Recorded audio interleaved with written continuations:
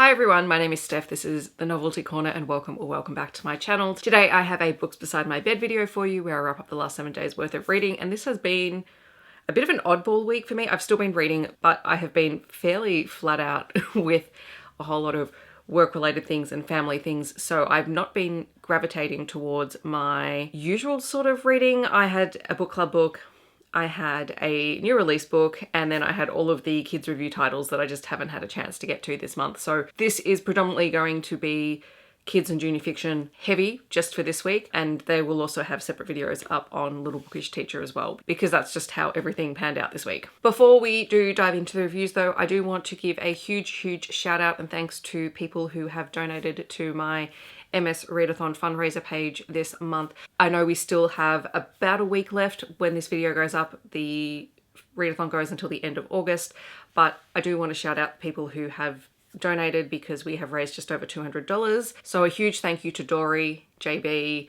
Tracy A, Marissa, and Ren. Thank you very much. I am so glad that this money is going to be going to such a good cause.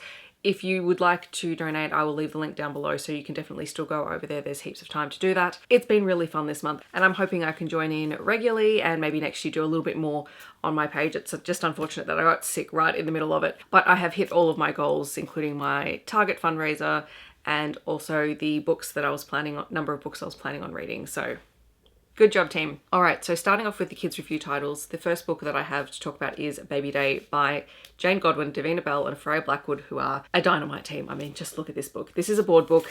It is a very early childhood book, specifically for babies and toddlers, and this is a book that celebrates birthdays. And it is one baby's birthday and all of their baby friends are coming along, and it's about the day and how it can be busy and hectic and overwhelming and fun and just glorious. I mean, just look at these illustrations. I love this team up of authors and illustrators. I have other picture books for older readers written and illustrated by them, but this is just stunning. And yes, my niece will be getting this book. I've already told my sister, you can have it, I just need to review it, because I haven't done it yet. This came out on the 1st of August. I think it's glorious, and it's a perfect gift if you've got a baby or a very young child in your life. I also have two new Anh Doh books. These are coming out on the 29th. So the first one is Pow Pow Pig 6. This one is Snow Action. If you guys have heard me talk about the Pow Pow Pig series, this is an ongoing serial for kids who are probably between 6 and 9-ish. It's that junior fiction early middle grade line, and this is about a group of animals who were in training to basically be heroes, but they didn't make the A team or the B team or the C team. They made the Z team, and they have been set the task of trying to save the world because everyone else is busy with other problems, and they have to travel back in time to do it. But every time they go into their time travel machine, they end up in the wrong time period. In this one, they end up in 2010, and they end up at the North Pole and have to help Santa figure out a mystery that's going on. Someone has stolen some reindeer, someone has disturbed the sleigh, and Christmas is potentially going to be ruined. It's pretty fun. I know a whole stack of kids who love this serial. And then another serial is Rise of the Mythix. This is also book 6. This is Prophecy's End. This one is for slightly older readers. We have the Mythix, who are humans who have superhuman abilities and powers. And in this one, their mentor has had a prophecy about how to track down his wife, who has previously been kidnapped by the villain in this series. And all of these characters have had someone close to them taken. And so they go off in search of trying to figure out how this prophecy comes about, to rescue their mentor's partner, and along the way they meet some new allies and get up to all sorts of quirky adventures. Then there is Lily Halfmoon, The Magic Gems by Xavier Bonett. This is a graphic novel. It is a middle fiction graphic novel. It is absolutely gorgeous. It's the first book in a series. It's also a translated work, which I didn't realize initially, and I think that's so cool. So Lily has moved to a new town and a new school, and she is trying to hide from her family that strange things are happening around her, magic things are happening. But when she gets to this school, she makes some new friends, and she realizes that she does have magic, and she finds out that she is about to be inducted into a magic school. And part of this school means training to use your abilities and also finding your animal companion, and there's also magic stones associated with the animal companions, and so that's part of what's going on in this story. It's very short, it's very accessible. I love the illustrations and the color palette in this. I would definitely continue reading the series. I know book 2 is called The Witch's Council, and yes, stay tuned. I will probably be reading more from this series. There is also a picture book, and this one is A Friend for Ruby by Sofie, Laguna and Mark McBride. This is my favorite strange picture book duo because they write very quirky stories with incredibly quirky illustrations. Mark McBride does the cover illustrations for Del Toro Quest by Emily Rath, if anyone's familiar with that. And this is the story of Ruby, who is on the beach and finds this strange creature on the beach. And she brings it home and puts it in the cubby house and wants it to be her friend. She's very lonely. She doesn't have a lot of close friends. And so she sees this as an opportunity to have someone who is just there for her. But of course things get very strange because this creature doesn't necessarily belong on the land. It might belong in the sea. And it's about Ruby's journey to making friends, to demonstrating compassion and kindness. It's a very lovely story in some quirky packaging, but the thing that I love about their books is how they make you look deeper into the illustrations because there is so much detail and it is just a really lovely story. So thank you very much to Alan and Unwin for all of those books. I am deeply grateful to have reviewed them. As I said, I will have separate reviews up more tailored towards use in the classroom or use with children on Little Bookish Teacher. The other book that I read this week was another graphic novel. This time it was a young adult graphic novel called Neverlanders by Tom Taylor. This was the winner of the young adult category for the Children's Book Council Awards of Australia this year. It is the first time a graphic novel has won this category and I knew I had to read it. This is Peter Pan ending reimagining because we follow Bee and a group of runaways who are living on the streets who are approached by Paco, who ends up whisking them away to Neverland, where Neverland is in danger. Pan is gone and the Lost Boys are gone and Paco is the last one left and he needs help to save Neverland. And so he's kind of recruited Bee and her friends without asking them first. And so they suddenly find themselves thrust into the middle of a war in Neverland between who is left on the island of Neverland and the adults who can't enter Neverland. This is really fun and quirky. I love the illustrations in it. You can tell that Tom Taylor and the illustrator John Somavera have been involved in a lot of well-known comic book writing and illustrative styles. It very much has that feel, but it is very bright and colourful. The characters have all experienced lots of different things, from being abandoned by parents to having survived school shootings and things like that. And it has left its mark on these kids who have really banded together and they are each other's found family. I had a really great time reading this. I wasn't sure what to expect. I actually originally thought this was a novel, so to find out it was a graphic novel was fantastic. And just to read through it, I am someone who doesn't necessarily love Peter Pan, the original story, but I love people adapting the story and shaping it into other things.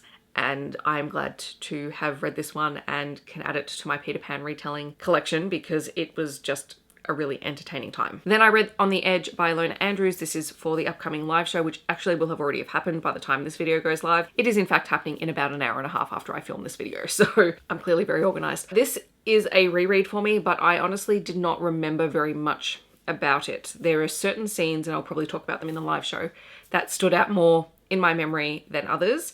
I couldn't have told you the plotline of the story. So for anyone who is unfamiliar with it, it is the first book in the Edge series.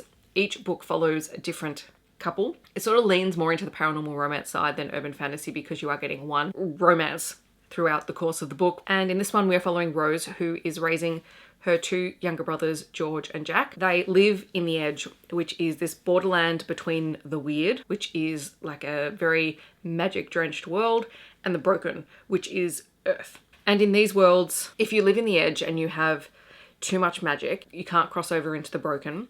And if you don't have enough magic, you can't survive in the weird. So the Edge is this very weird sort of little space. And you're also not citizens in either world, which makes getting things like jobs and everything really tricky. But Rose is able to travel between the Edge and the broken, and she has a job there. But she's constantly struggling to sort of make ends meet. And then strange creatures begin appearing in the Edge, killing people. And Rose happens to have some fairly powerful magic for someone who lives in the Edge. And she's approached by two men, one in the broken and one in the Edge. And all of her life, because of her magic, Rose has really been targeted by the very wealthy and magically powerful blue bloods from the weird, because they see her as an opportunity to breed and have very powerful children. However, she is not having any of that.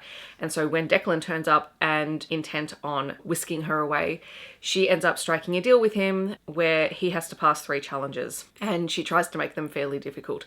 But what she doesn't realise is Declan is actually there to track down the weird things that are hunting people in the Edge. And so that's sort of where the action part kicks off. And there's a lot of really cool things. Like, the world is really interesting. The magic system is really interesting. The monsters that are hunting people in the Edge are disturbing, as is the main villain. George and Jack just stole the show, because this is the George and Jack that we meet in the Innkeeper Chronicles series, and I had clearly forgotten all of that. And there's just some really amazing stuff in this book. So I'm really glad that I reread it and that now I remember what happened in it, because the last time I read it was 2020, so it was a while ago. And if you want to hear any more thoughts, you'll have to go back and watch the live show discussion that Heather and Megan and I had. And then finally, the last book that I read this week was Pucking Wild by Emily Rath, and to be perfectly honest, I don't know how much I'm going to talk about in this video, just because I actually need some thinking time on this book, because I finished it last night and I loved it, and there were also some parts that made me deeply uncomfortable. And I think it was more the content that made me uncomfortable rather than the book itself, but it just means I need time to actually sort through exactly what I'm feeling about the book. This is book 2 in the Jacksonville Rays series. We are following Tess, who is the best friend of the heroine from book 1, and Ryan, who is a star forward on the Jacksonville Rays hockey team, who at the start of the book is injured and has to take time to recover and ends up sharing a place with Tess. Tess is currently going through a very nasty separation and divorce from an ex-partner who is just red flag toxic. We hate him. There is no redeeming features or qualities about this man. And part of that storyline is sort of what I need to process. And Ryan is just the most precious cinnamon roll character, who is also very dominant and is just absolutely gorgeous. Tess is plus size, knows what she wants, she goes after what she wants, but she is terrified to find herself in any sort of relationship like the one she's been in. The things that I absolutely loved about this book, so Tess is back in Jacksonville because Ilmari has asked her to run his Sea Turtle Foundation, and you have to have read Pucking around to understand the history of that, but it's very funny. And I have to say, I think Ilmari stole the show sometimes whenever he was in this book, because he's one of those characters that doesn't say very much. And his relationship with Tess is very, very interesting because he feels very protective over Tess. It also impacts the way that he interacts with Ryan. And because all of the characters in this book are close friends with the characters from the first book, we get a lot of scenes. So there is a lot of incredibly fantastic friendship stuff in here, adult friendship stuff. And it was just really wonderful to read. Like, every time I had one of those scenes, and it wasn't just because I was seeing the characters from the original book. I mean, that was great. But books don't necessarily need to have those callbacks in it to make a book good. But it was actually what was happening in those scenes that I thought was just amazing. And the other thing that I thought was really powerful in here is the representation of dyslexia and dysgraphia, because Ryan is dyslexic and has dysgraphia, and it is really embarrassing for him, and he doesn't know how to tell people that he can't read things. And unfortunately, that is used by the antagonist in the book to really get to him. But to have that representation on page, and also just to highlight that, you know, he doesn't necessarily want people to know, and he doesn't want to make it a publicity stunt. He just wants to find the best way to live his life. Like, the scenes where it is used against him, I was just absolutely heartbroken. So I know this is not a very coherent review of it. I literally need more time to just process what I read. It is 600 pages long, so it is a long contemporary romance, and it was definitely one I enjoyed, and I don't want anyone to think that I didn't. But I just think every now and then you can read a book that you really enjoy, but it has parts in it that make you uncomfortable, and I think you need to sit with that for a little while to sort of process why you're having those feelings. So yes. So those are the books that I have read this week. I will have them all listed and linked in the description below. If you have any questions or you want to talk to me about any of them, feel free to do so in the comments, or feel free to share something that you have been reading and enjoying this week. If you'd like to let me know that you're here but you don't want to leave a comment, feel free to leave a turtle emoji down below. Otherwise, I hope that wherever you're in the world, you're staying safe and healthy, and I will see you in my next video. Thanks so much for watching. Bye, everyone.